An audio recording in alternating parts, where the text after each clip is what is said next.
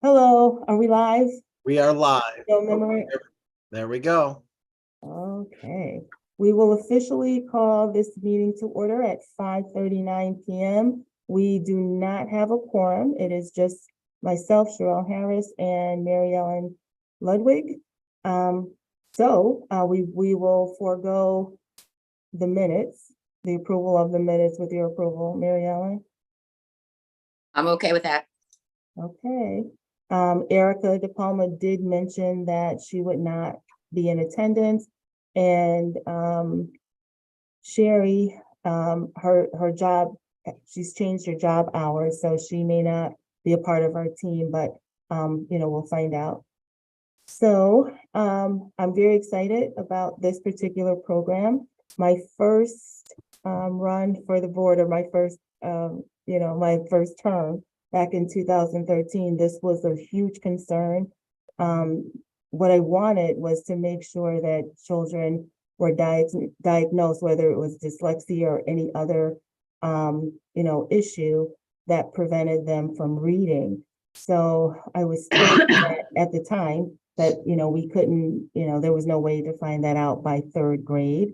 I thought that there should be a way, and it looks like we are getting closer. So I'll turn this over to Rob Pennington, and he can introduce his team in this wonderful presentation. Did I do okay, Mary Ellen? Love it. Love it.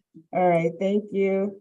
Good evening, everyone. And part of our strategic plan and part of our goals this year was to provide training to all of our staff members on dyslexia.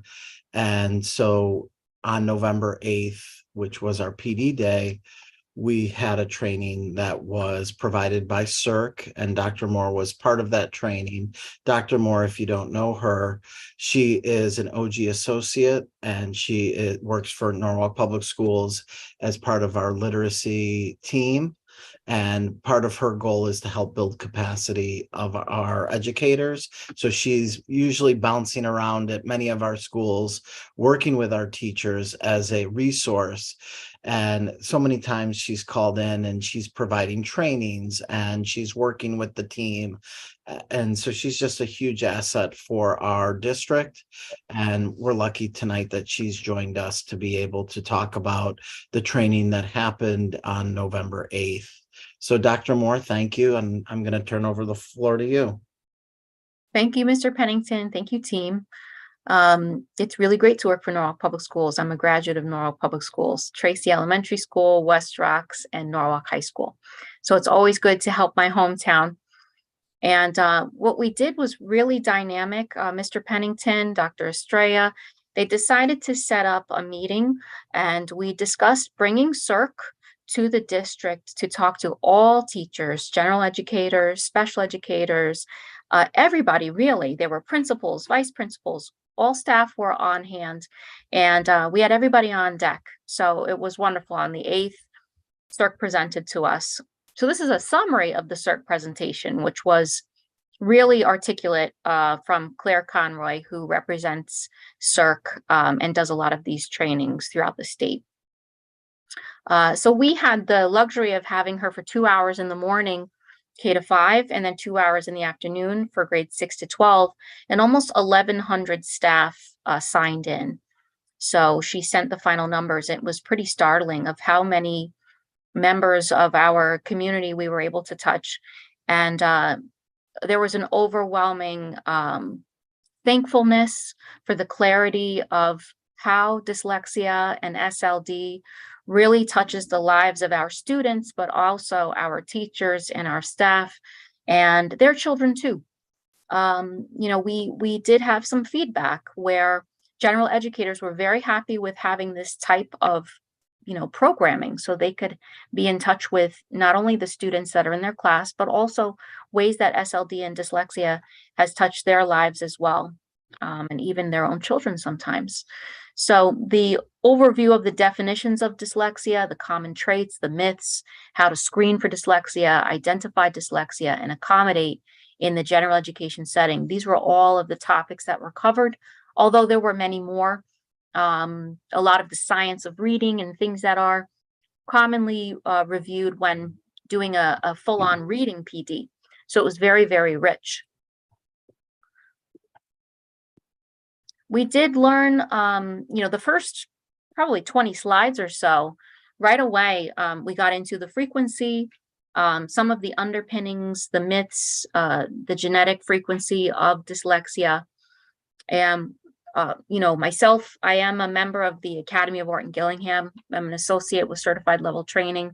We've really been told it's 5 to 12% of the general population, although the Yale Center for Creativity, as well as CERC, is saying as many as 20% of our students, or 1 of every 5 students, may be exhibiting markers for dyslexia. So there are varying numbers, but we were presented with 20%.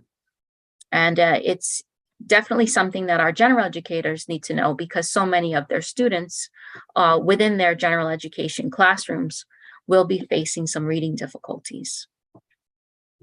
So we went over the definitions as well of what is dyslexia. It's a specific learning disability. If it appears in a child's IEP 504, it's often SLD/dyslexia. So it's not a specific learning disability on its own. We try to specify that it is dyslexia. There are some common traits that are the underpinnings of a dyslexic student's habits and characteristics. Oftentimes they have difficulties with accurate word recognition. So can they identify a word? Can they sound out the letters within the word? Do they know the sound for each of the letters? So that's that phonemic awareness, understanding that each letter is going to have a sound. We need to put all of those sounds together. Some of these students will have difficulty with fluency. So they may read very laboriously. They may have to take their time. They may stop. They read very choppy. They may read one word at a time. That fluency is the smoothness and the pacing of the reading. Poor spelling. This is also a characteristic. So many of our students don't have the code, so they don't know what sounds go with what letters, and that not only impacts their decoding, but their encoding. Their reading of words in isolation and in context, as well as their spelling of words in isolation and in context. They really have trouble breaking down each sound in order to not only pronounce, but to spell.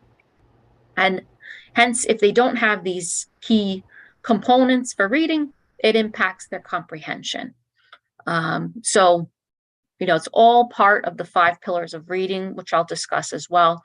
But students with dyslexia, really, it's almost a domino effect. If they don't have the underpinnings of phonemic awareness and phonics, access to the code, the other pieces just really can't solidly be in place when it's time to comprehend the material.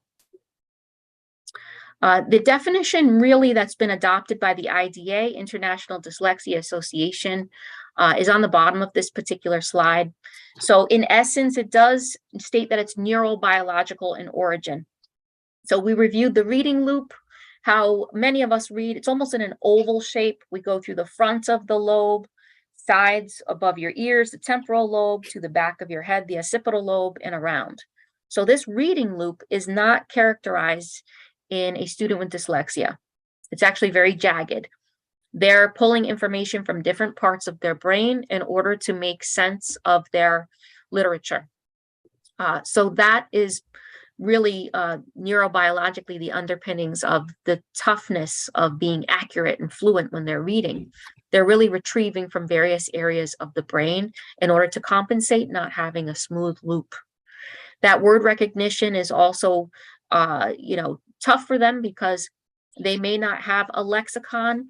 Their vocabulary may be impacted, their understanding of sight words.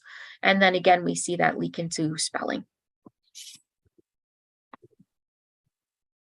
A large piece of this that also comes into play when it comes to writing.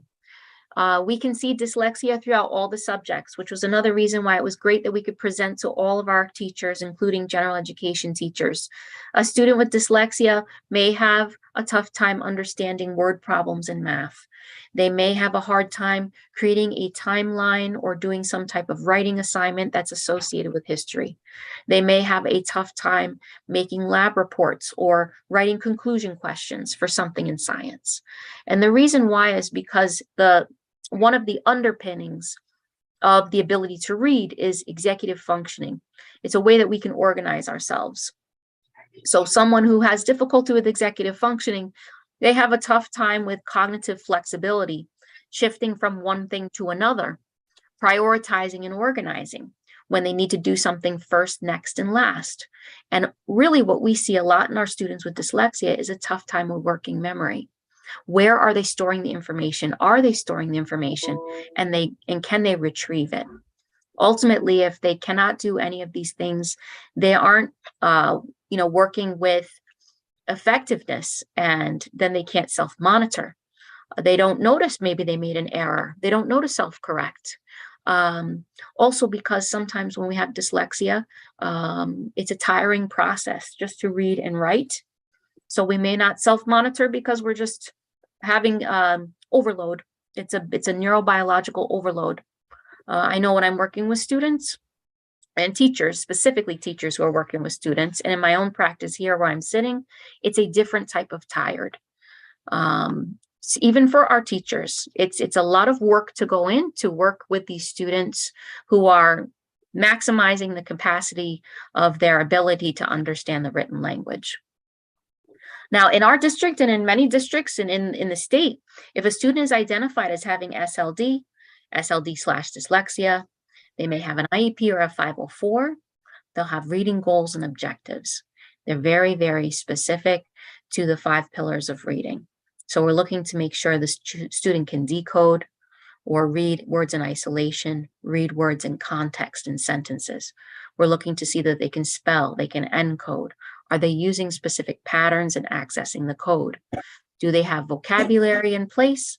So they have a lexicon, they have an understanding of vocabulary and how it works. Are they comprehending?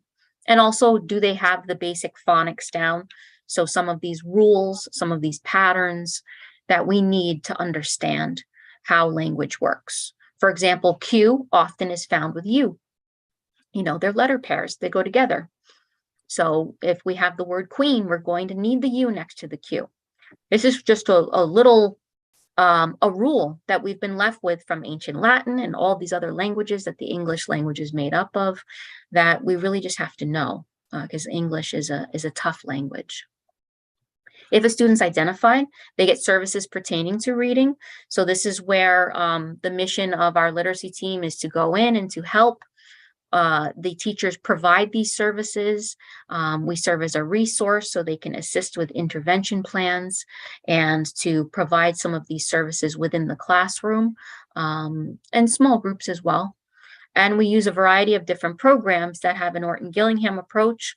There's some type of approach that is phonetically oriented so students can access the code of language. And our district also has a ton of assistive technology. It's really actually mind-blowing how many different programs our students can access. Simply even using their Chromebook, we have many add-ons that they can use to help them to read and to write. So there are a variety of ways that our students can access some of these types of just these ways that they can access the curriculum when they're identified. Even our students who aren't identified can utilize many of the tools, especially through assistive technology. Now, what if we have a student, we're a parent of a student who struggles with reading? And there are many techniques. I always refer to Yale Center for Creativity. They have a whole section on what parents can do. CERC also, Claire Conroy and her SLP colleague were mentioning some of the ways what we can do as teachers. But as parents, it's important to make reading fun. Oftentimes our students who have dyslexia are athletes, they're actors, they're theatrical, they're humorous. They find different ways to shine. It's not necessarily through writing or reading all the time. So it's important to celebrate their strengths. It's important to have fun. If you are reading, read with them. The children can read in the mirror. I've had students who read to their pets, they read to stuffed animals. If you can find a series that the child likes, there are many different types of books that have a whole series. You can sell a student on not just one Magic Treehouse book, but maybe 4 or 5 of them. I know many of the students love Goosebumps, and there's a little bit of a scary story behind it. So if you can sell a series, that's great, and you can read together.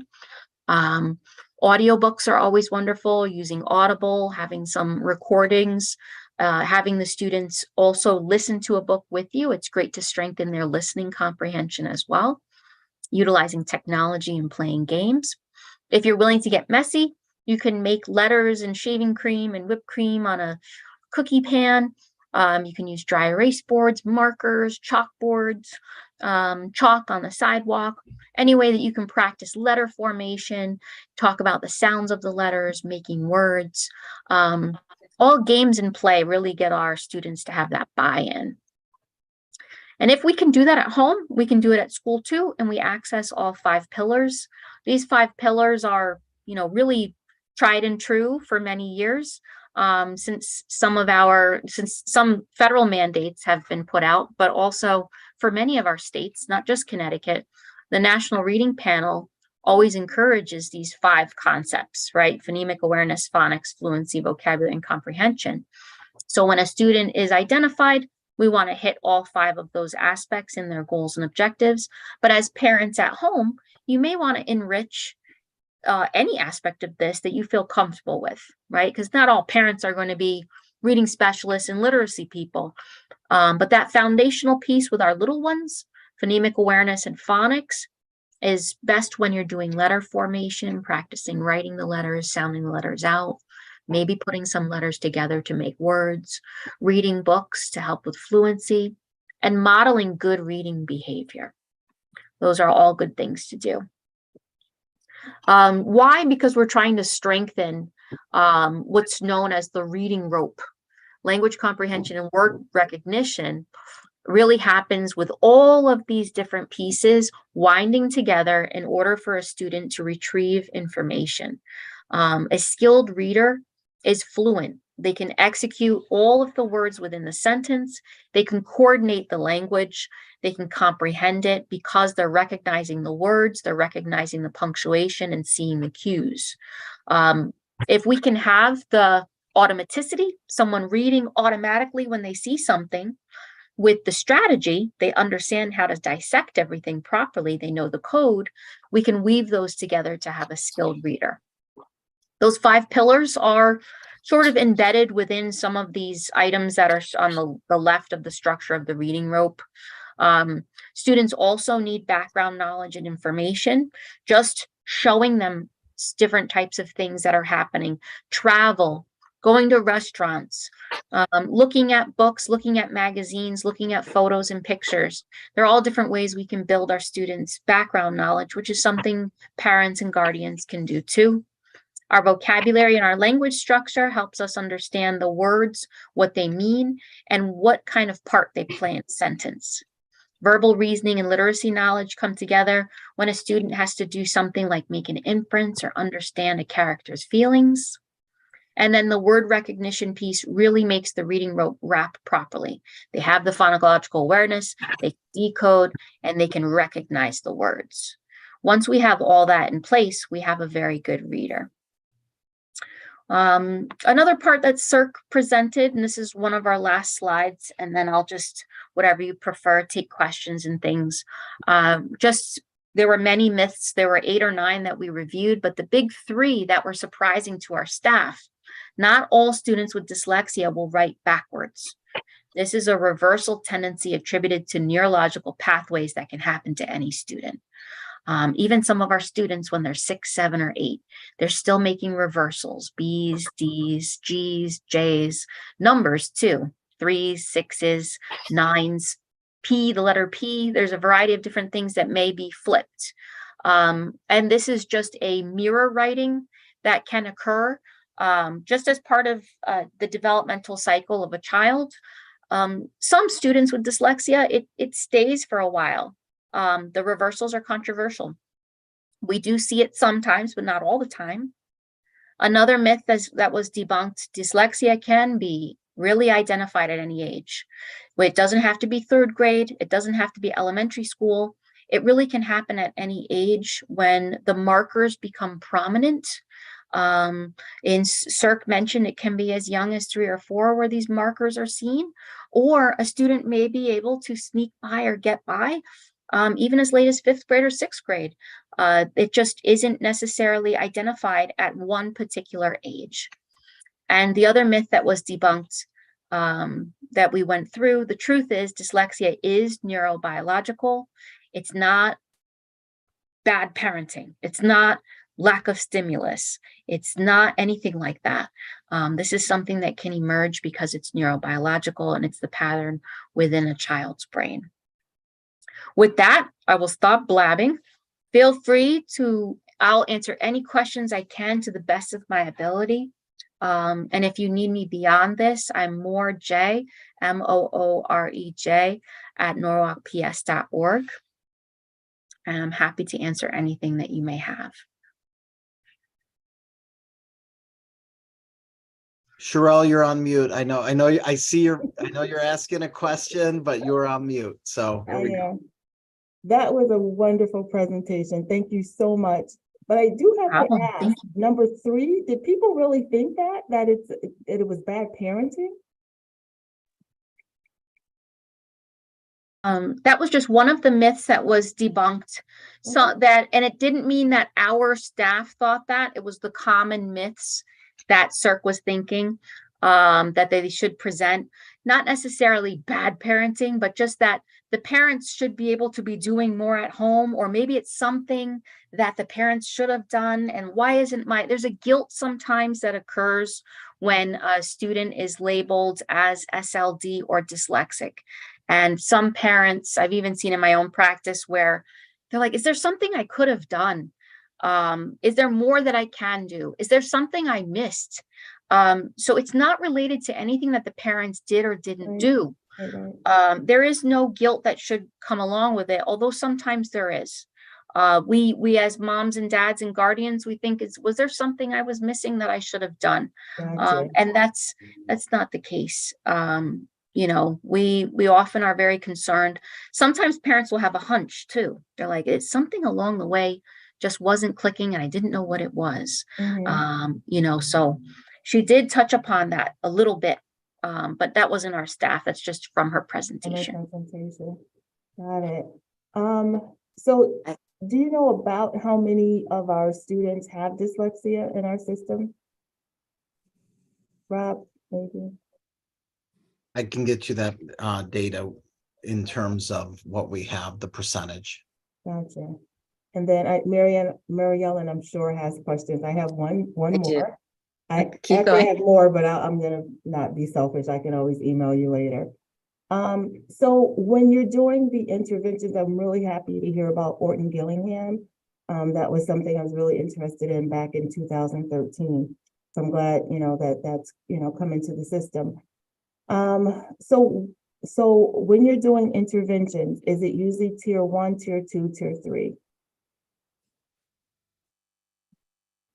I'm in the special education, so I don't usually meet with a teacher who's tier 1, 2, tier, or any of the tiered interventions. I'm with the special educators, although on occasion I will help with tier 3. Sometimes I'll converse, for example, with Dr. Perry when we're comparing what kind of programs will work really well for our district. But I am working with the special education teachers. Rob, do you know, is it more, it sounds like it's more tier 3. Okay. Yeah, but at the same time, we're using some of our tools like Spire in our tier 2 interventions as well. Got it. So here was my big question back in 2013. As opposed to separating the students, is there a method that perhaps all of the students, this is not the, I don't want, the way I'm thinking is going to come out not politically correct. But so is there a way of teaching everyone? Like if you're teaching to the dyslexic student, wouldn't that benefit the other students, or am I totally off? No, it makes complete sense. The Orton Gillingham approach is very adaptable. You can teach a whole class with Orton Gillingham approach. You can teach in a small group. It can be one-to-one. For Norwalk Public Schools, we really aim to build that capacity. So we're working with whole classes and groups, because all students can benefit from the 5 pillars of reading. But when we're specifically drilling down on those skills for a student who has SLD or dyslexia, it is helpful to be able to hone in on those skills with those particular students, although many of the lessons can be done as a whole class. Absolutely. Got it. Dr. Moore, could you give some examples of how the Gillingham approach occurs? I mean, just an example of a book and how it would be approached. Sure. I'll use an example from a course at Norwalk High School. Currently they're reading a particular a book that we are accessing listening comprehension. So although the book, it's the Absolute True Diary of a Part-Time Indian, which I actually have here. Although the book is technically above their reading level for decoding and encoding, this is really a book that many of the students may not be able to access from Sherman Alexie. They may not be able to access when they're reading it independently. But if we have it as a listening comprehension exercise, we're able to help them visualize. And a big part of Orton Gillingham approach is accessing the gestalt. It's when you use mental imagery to imagine what's really happening in a story. So for example, the main character, Junior, he lives on the reservation he calls the res, and we're envisioning his life on the res. He suddenly decides to go to a different school, and we have to envision what it's like for him to change settings. So using the Orton Gillingham approach, I can do access of the gestalt, so I can have the students visualize. Then we're writing about it, and we're writing it together. So part of the Orton Gillingham approach is to do dictation and to really model. So I'm modeling good writing. I'm showing them what they can write, what we can write together. And there's, of course, vocabulary that's part of this book that we can dissect together. So I would extract words from each chapter prior to us reading it, so they can review the vocabulary, the parts, how to spell them, what the word means. And that can be part of our dictation as well. So there are really 5 fundamental parts for the OG approach, and weaving all of them together, so the decoding, the encoding, all 5 pillars really make something more rich and a good experience for the students, so that they can access the meaning of the book without having to feel like they're reading something that's below their level. Especially as the kids are getting older, they're more conscious of the way they read, and it becomes a stigma, and it impacts their confidence at times. So we still want them to access books that are good for the curriculum, and the Orton Gillingham approach is good for that. Okay, so if I could, Can I do 1 second? Rob, how are we doing ahead. on time? I know we have another presentation. We have another presentation. We're a little behind. I Okay. will try and say a couple, maybe one more question so that we can transition. Mary Ellen, can you be quick? I Sorry. really have much more in-depth questions, So but maybe let we me, can just email Jeanette. I have several questions. too. yes. So Okay. let's move on. But Okay. before I go, I just want to say that the presentation was really stimulating, and I do see potential of what Joelle was mentioning, that in a regular classroom, some in-depth, giving some vocabulary before you start the listening, so that they feel comfortable or know a little bit about it, and then they do listening. That could be general, certainly could be general, but it's targeted, and I think I could imagine that working. Yeah, it's your presentation was really good. I've studied a lot, but I learned a lot from your presentation. So you put a lot of work into it. Thank you. I'm happy to give more. We can always connect outside of this, and we can connect at school, at CO, or whatever you prefer. I'm happy to answer more questions and talk about it in depth. I live and breathe this for many years, and I'm happy to share all the information and resources I have. Oh, thank you.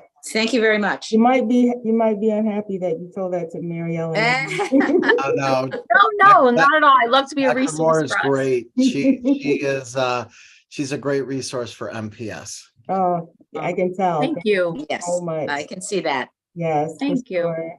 It's good to be a part of the team. We're glad to have you. Thank All you. right. Thank you, Dr. Moore. You can stop sharing. Thank so that you. Our next team can get ready. So that was our first presentation. The next presentation has a whole team approach, and you'll see that in the presentation style. But we have, it really is a collaboration across 3 different departments. So Ralph from Digital Learning, Marianne Shepard from Executive Leadership, and Misty Hofer from the curricula team. And it really is focused on using an integrated coaching model to elevate STEAM instruction. And so we have a bunch of people here today to share with you about this work that has been occurring. And I'm going to try and introduce everybody. I already introduced Ralph and Marianne, but we also have Lynn Payton, who is our head of our library media specialists. And we have Audra Good, who is a library media specialist who has been participating in this training. And then we have Megan Raymer, who's joining us from the Connecticut Science Center, who's our partner in this work as well. So we're really excited. And without further ado, I'm going to turn it over to the team and look forward to the presentation. It's great to have some librarians on. Yay. Ralph, would you be able to share the presentation? Sure, I can definitely. Hang Great. on one second. So while Ralph is bringing that up, good evening. It's a pleasure to be here and to see all of you. I want to just make a special note about how thrilled we are that Megan Raymer could join us from the Connecticut Science Center. One of the things that we have grown to really appreciate about Megan and her team is that even though they have some really rich and robust professional learning modules ready to go, they have been so committed to being flexible and responsive to meeting our needs here in Norwalk. And that's not always the case. So I really just want to kind of celebrate that, put that out there, that it's a true partnership. We can go to the next slide, Ralph.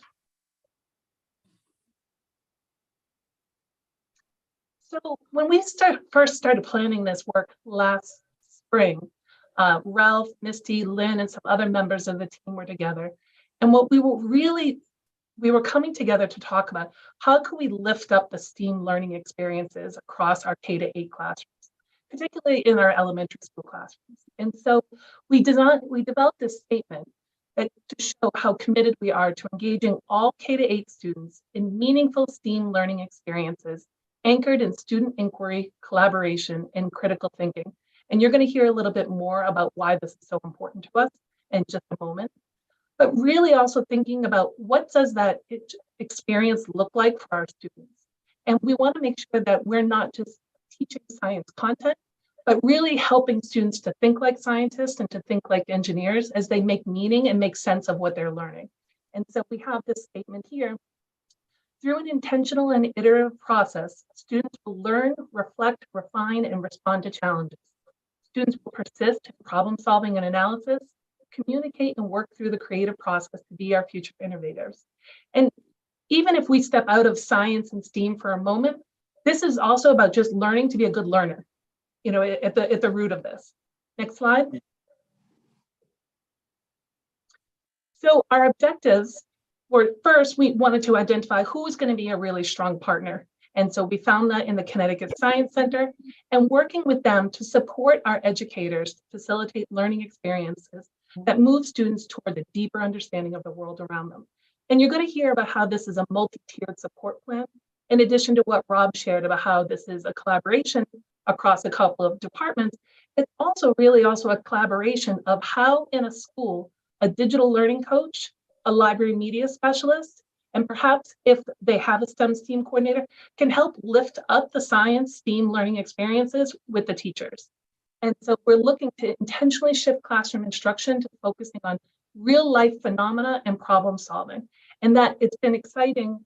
I think oftentimes when we are working with teachers or educators to understand this shift, it's first engaging them in that experience as a learner. And that's something that the Connecticut Science Center does very well, and that they get to engage, what would this feel like as a student? And once you engage in that type of learning experience, you catch the bug. You want to be a part of it more, and you want to create that experience for the students. So given that, if we could go to the next slide, I'm going to hand it over to Ralph, who's going to talk about exactly how these three departments are working together. Oh, great. Thanks, Mary Ann. And yeah, it's been exciting because, you know, we've been talking a lot throughout the year, and I know that already Rob has hinted and talked about it, as well as Mary Ann, the collaboration between our different departments and how we've come together to actually really just rise all ships in all of our schools and really look at how do we actually improve our STEAM instruction. As mentioned before, each one of us plays a role in this process. So Mary Ann with leadership development has been really leading the work of our school leaders, making sure that we're integrating STEAM in existing units of study and helping to coordinate the work across all three departments and really making sure that administration and others are aware of the process. Our digital learning team, which is once again headed by Lynn, and she'll talk a little bit more about the team itself in just a moment, as well as having one of our members of the team here. That consists of, as Mary Ann had mentioned, our library media specialists, our digital learning coaches, as well as some specialists that we have in the area of STEAM integration throughout the district. And then they've been actually focused on actually learning more about the next generation science standards and being able to take technology and how can they augment what goes on in a classroom in the area of STEAM instruction for all of our teachers, and developing plans that, depending on the school, may look a little bit different, but they all are augmenting and actually enhancing our instructional practice. And then finally, one of the more important pieces of all is curriculum, our curriculum department. And Misty, as well as the rest of the curriculum department, has done a great job of coordination with the Connecticut Science Center, our partners, and Megan, who's on to answer questions at the end if we have any for her, has been working with training, first of all, our coaches, specialists, and library media specialists on what are the next generation science standards and how can they actually enhance our current units of study with the use of technology. So really, it's been truly a coordinated effort, and we've been really impressed with it. And you know, a good example of what we've been talking about from the cabinet level for quite a while in the last couple of years. With that, I'm going to pass this over to Misty to talk a little bit more about our STEAM integration. If I can get my slide presentation to work there. So we have, of course, we know the STEM importance aspect in education, and we just wanted to take a minute to really talk about why this push into STEM. We know from the Bureau of Labor and Statistics that our science, technology, engineering, mathematics occupations are projected to grow over 2 times faster than the total for all of the occupations in the next decade. And employment projections show that occupations in the STEM field are expected to grow 8% by 2029, compared with 3.7% for all occupations. We really want to be at the forefront for Norwalk Public Schools to support our students as they graduate from high school, to get them ready for STEM careers and learning. And one of the other things that we're trying to enhance with the amazing personnel that we have in our digital coaches and our library media specialists is this idea of STEM and STEAM, and how those arts standards and our digital arts can really enhance the learning for our students and support the work that the teachers are doing in their science, technology, engineering classes.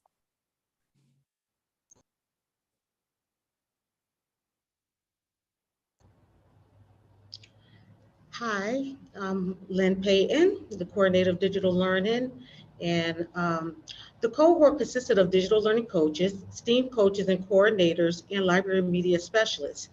They worked in collaboration with the Connecticut Science Center instructors, Megan, Melissa, and Rachel, where they engaged these professionals in a learning where they engaged in deep exploration of the new generation science standards.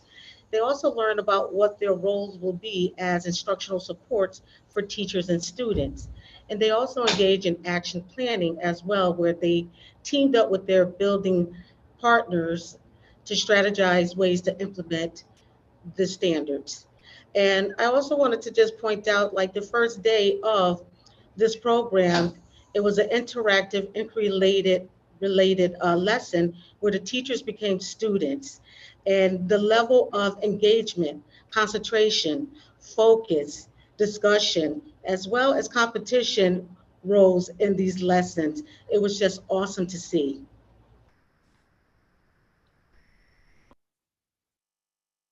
So as we approached this work, we knew that we needed to lay some foundation for our members of our cohorts. We spent 4 sessions in September, really diving into the next generation science standards. And Lynn mentioned that we had our participants participate as students as they engaged in science practices, science and engineering practices. And then we also did some cross-cutting concepts and really looking at those disciplinary core ideas as well. We felt that this was the best way for their mindset to be focused on student-centered learning as they supported teachers who are looking to support this work as well. And then I'll let Lynn talk about October through December.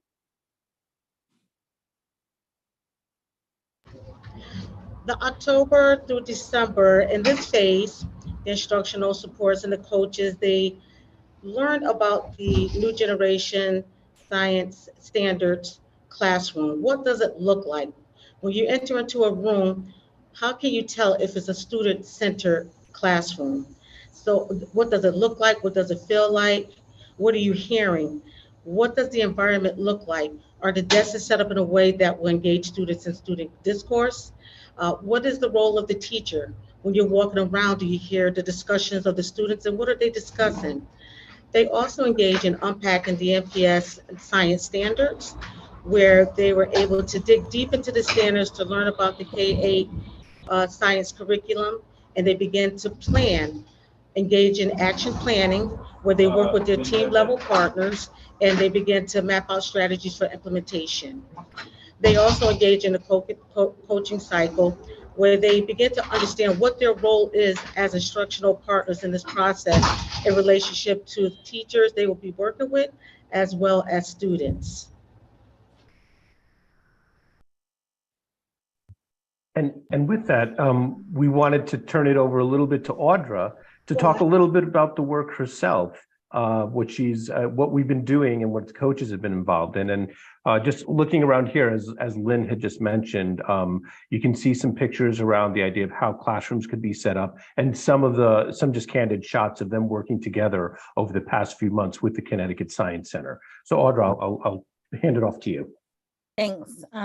It's been very interesting work.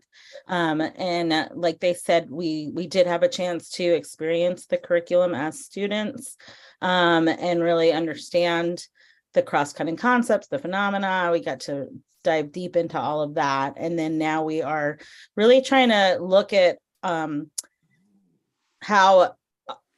it's going to look like for our schools. And as a library media specialists, we're experts in curating resources and providing support for our teachers and students to access information, whether it's print or digital. And so we're really looking at, utilizing those skills with our team.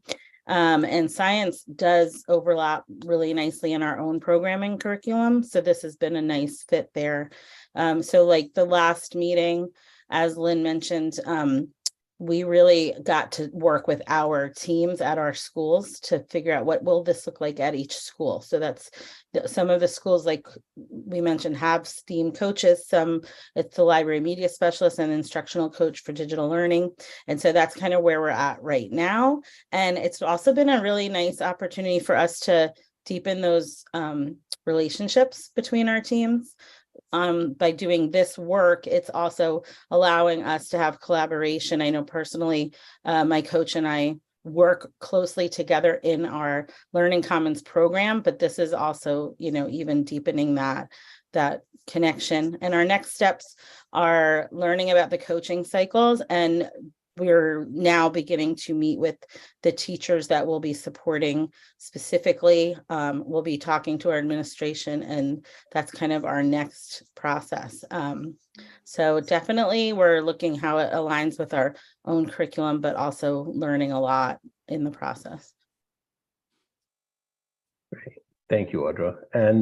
And with that, we wanted to, like I said, just give you a quick overview, but hopefully you can see, I know Marianne had mentioned earlier, it's like this, this is the whole process of having a collaborative group working together and looking at our curriculum and looking at the way that we're teaching is something that we just don't only want to do in STEAM, but this is our one example of ways that we work together in actually making sure we're just enhancing the learning environment as a whole for all of our teachers. And you can see that how coaches, along with other staff members, are actually integrating themselves to really just make all this happen. So we've been really excited with the process. And with that, I'll turn it over to Rob, to you and the rest of the curriculum team to see if anybody has any questions.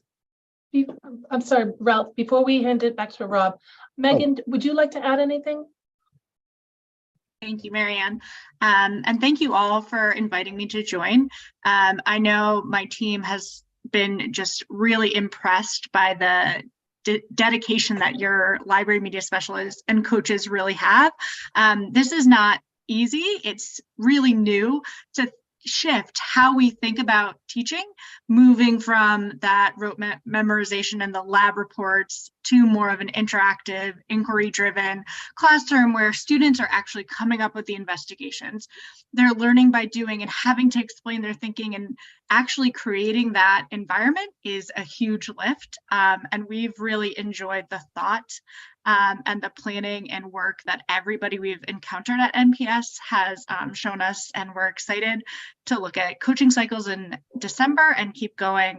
Audra, you and your colleagues are the best way to spend a Friday afternoon, and we're really excited to see how it shifts classrooms over the next couple of months. Thank you for that, Megan. All right, Rob, now it's back to you. It's not really back to me because I'm sure that our team here will have questions. So we want to start with questions, and I see Mary Ellen had her hand up. Do you want to ask first, Mary Ellen? I just want to be cognizant for everybody's time that we have roughly 5 minutes. 5 minutes. So I do have some questions, Mary Ellen. I'll limit mine to one.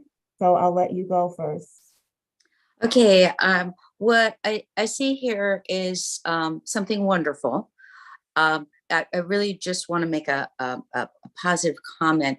The Connecticut Science Center is in Hartford. Am I right on that, Megan? I've had some experience with you taking a couple-week course on inquiry while I was teaching science.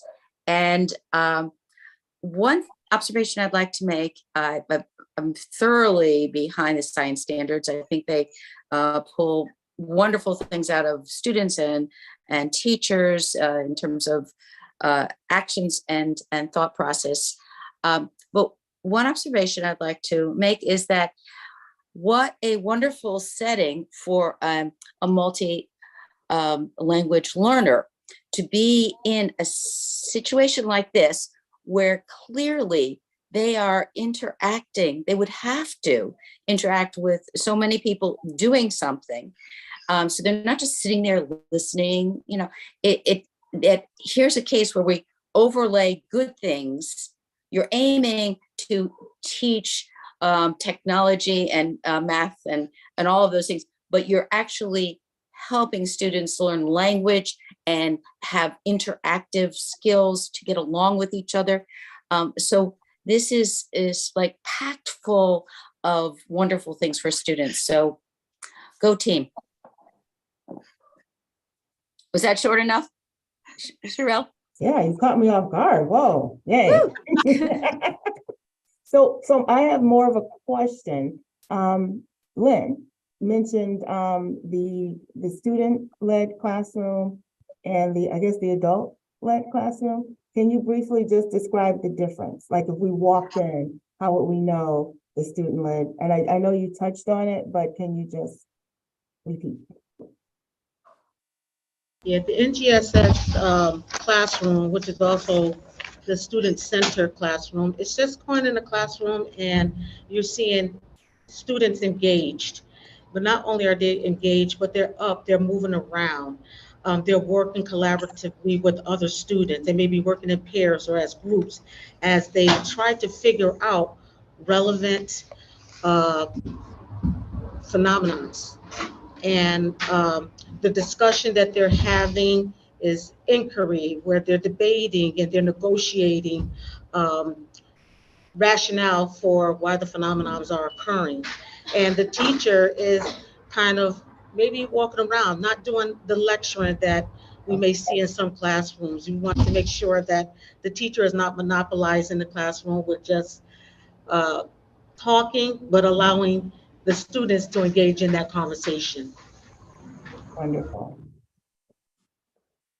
Wonderful. Well, thank you, everyone. Again, I'm glad to have the library media specialist involved, but everybody really. I really enjoyed, the energy between the team. You can tell you all really love what you're doing. Mary Ellen too, I can see she's really holding back there. So, thank you, Rob. This was excellent. I really appreciate both presentations. Just phenomenal. Keep up the great work. Oh, Ralph. And we'll look to hear more from this team Wow. and from the dyslexia. No, absolutely. Yes. And And I Dr. think Moore. that the work is really moving as we go. And I think that it's just important that we are celebrating these short-term wins and the work that's happening across the district. And I felt like both of these two components in the first 10 weeks of the year is something that we needed to share and celebrate as a district and with the team. So You all can do this. Thank you, everyone. Marianne, Misty, Megan, Audra, Lynn, thanks so much. they're all Thank doing, you. they're Anyway, doing, Stacy. they're doing great work. Yes. And I guess I could motion to adjourn, Mary Ellen, but it's just the two of us. I'll make a motion to adjourn. 6:30. Thank you again. Everyone have a great night and a On happy time. Thanksgiving. Thank you. Thank you. Happy Happy Thanksgiving. Thanksgiving, Happy everyone. Thanksgiving. All right. Well done.